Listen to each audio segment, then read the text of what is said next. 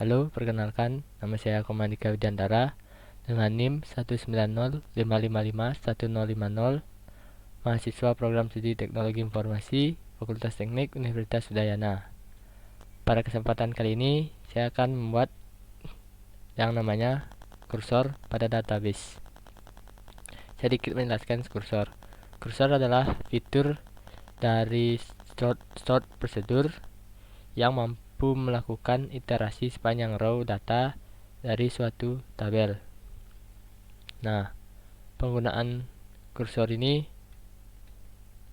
cukup gampang, jadi saya akan menjelaskannya sedikit-sedikit. Mohon maaf jika ada salah ya. Pertama, saya membuat kursor ini dengan CMD, jadi saya harus login MySQL saya. Nah, sudah ada kata welcome, artinya sudah masuk. Sekarang saya akan memakai salah satu database yang ada pada MySQL saya. Nah, di sini ada 15. Saya akan pakai cukup satu, yaitu database transaksi. Nah, database change, berarti database sudah berubah. Sekarang saya akan melihatkan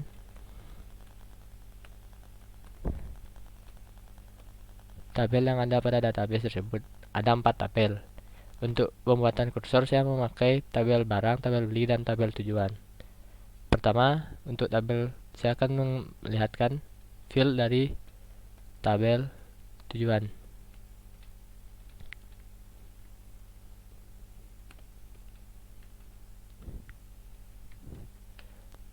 Nah, field dari tabel tujuan ada 4. Setelah itu saya akan melihatkan tabel barang dan isinya. Nah, ini isi dari tabel barang, sedangkan isi dari tabel beli adalah sebagai berikut. Nah, ini isinya. Pertama-tama dalam pembuatan kursor tuh kita harus membuat stored prosedurnya. Jadi stored prosedurnya itu seperti ini. Pertama kita buat delimiter, lalu begin. Create prosedur maksudnya. Prosedur, nama prosedurnya apa? Saya memakai string prosedur hitung karena akan menghitung dari menghitung kursornya untuk kursornya nanti dengan parameter input id brg dengan tipe data integer, outputnya nama brg integer, dan outputnya juga rata-rata pembelian. Nah, ini parameter yang sudah saya buat.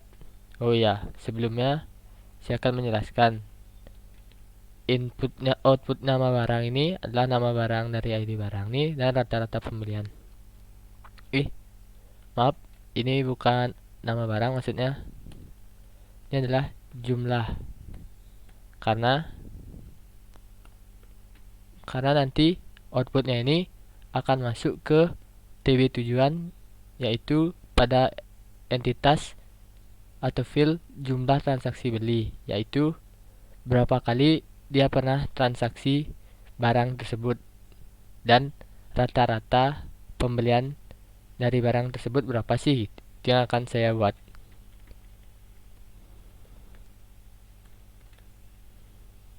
Selanjutnya ada begin, lalu set jumlah sama dengan, karena saya akan menghitung berapa kali pernah melakukan transaksi, maka saya memakai query count untuk perhitungan from tabel beli.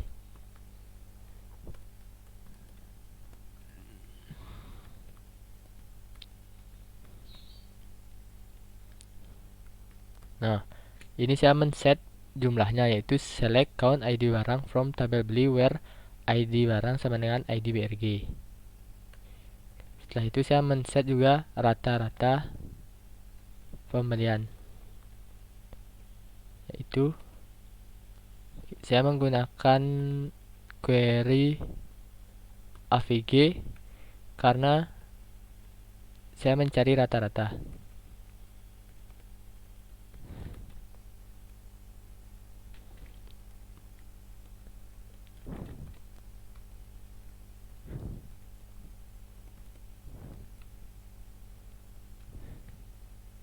Nah, lalu diakhiri dengan N.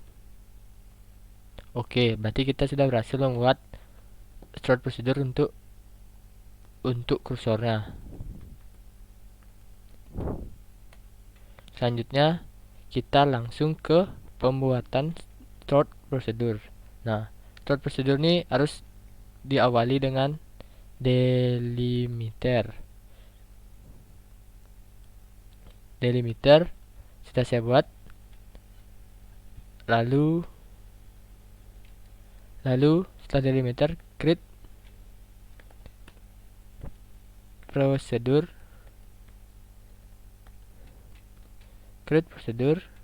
Nama prosedurnya adalah saya membuat ESP tujuan. Lalu tidak memakai parameter. Setelah itu begin. Nah, setelah itu kita akan mendeklarasikan variabel.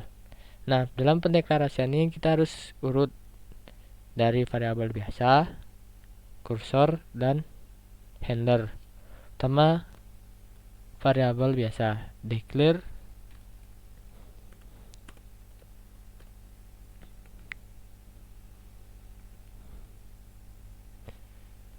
kedua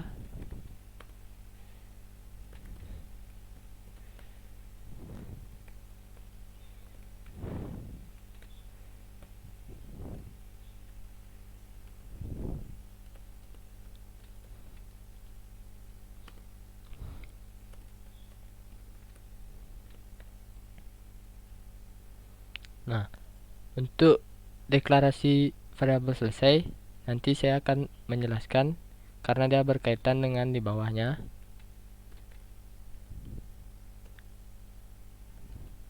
Nah, setelah ini saya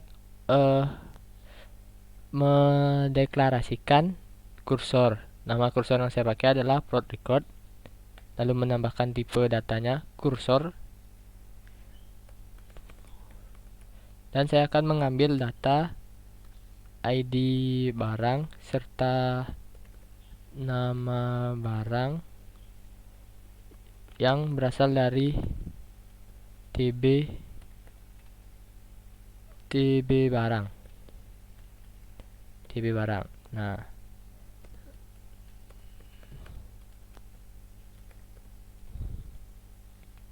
Nah, setelah itu dilanjutkan dengan deklarasi handlernya.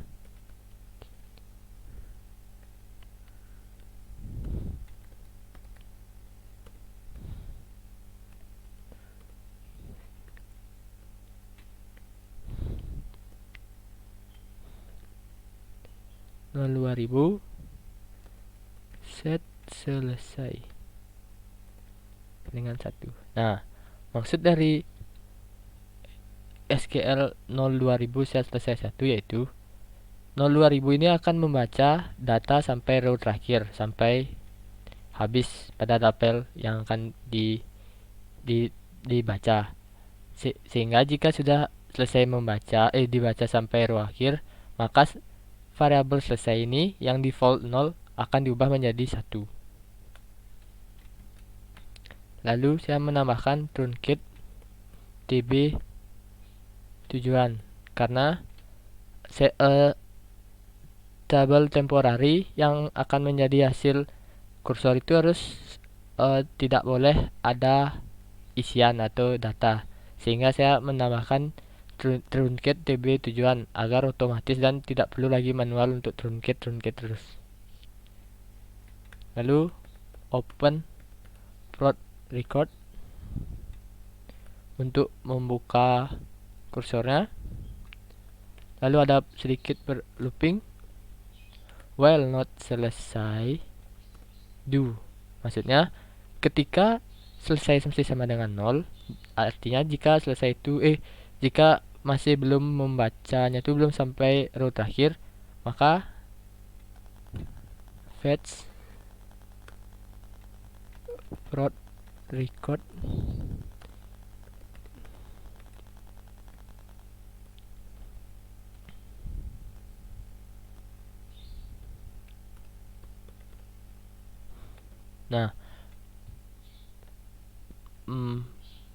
masukkan data yang sudah diambil dari prod record, yaitu ID barang dan nama barang, ke ID barang, ke variabel ID barang dan nama ke variabel ID BRG dan variabel nama BRG. Setelah itu kita akan memanggil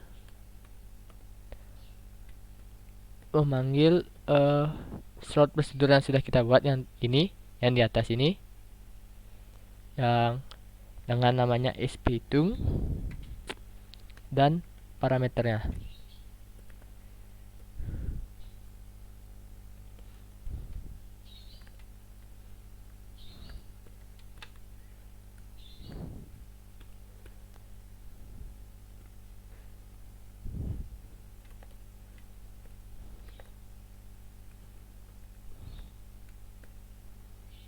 Nah, jika sudah, if then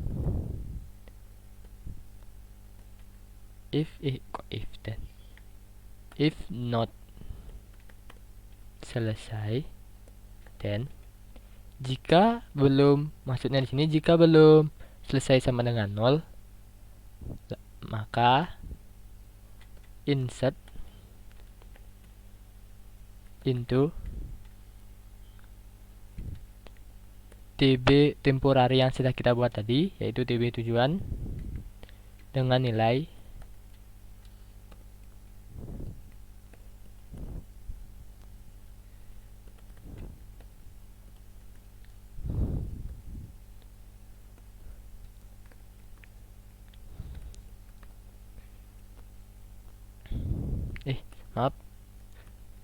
total beli dan rata-rata beli.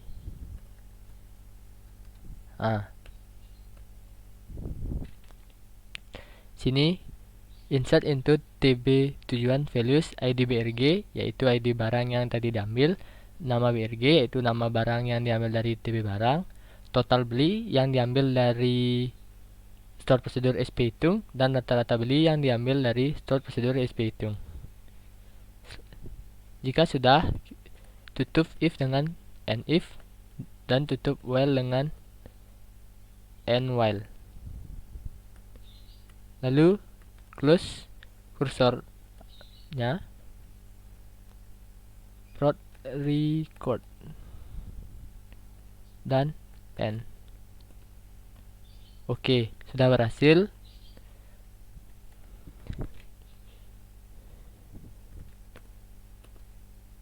Nah, jika sudah berhasil, saya akan melihatkan dulu kalau tb tujuan itu sudah masih kosong. Maaf, tb tujuan tuh masih kosong.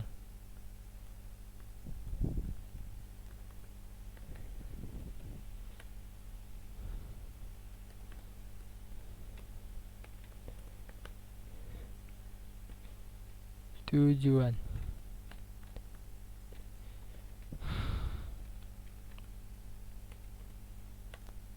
Nah, empty set artinya belum ada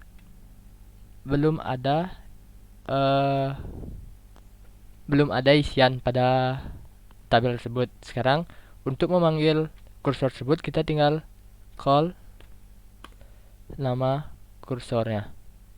SP tujuan. Query oke, null query affected.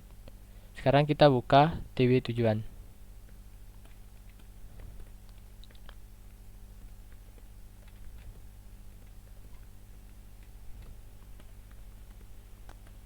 Nah, ini adalah hasilnya, kursornya. Jadi kursor itu akan menampilkan hasil itu di TB tujuan ya, TB tujuan. Tinggal kita call SP dan membuka hasil TB tujuan. Dan hasilnya seperti ini. Jumlah transaksi beli yaitu 2 kali, 2 kali, dan sekali, seperti di atas. Ini yaitu barang ID permen itu 2 kali, yaitu yang pertama 100 dan yang kedua 50. Kue itu 2 kali, 5 dan 3, dan susu itu sekali. Dengan rata-rata sebagai berikut. Karena masih sedikit jadi masih gampang perhitungannya. Nah, sekian pembuatan kursor dari saya. Apabila ada kata yang menyinggung atau salah, saya mohon maaf. Apabila masih kurang pengetahuan saya mohon maaf.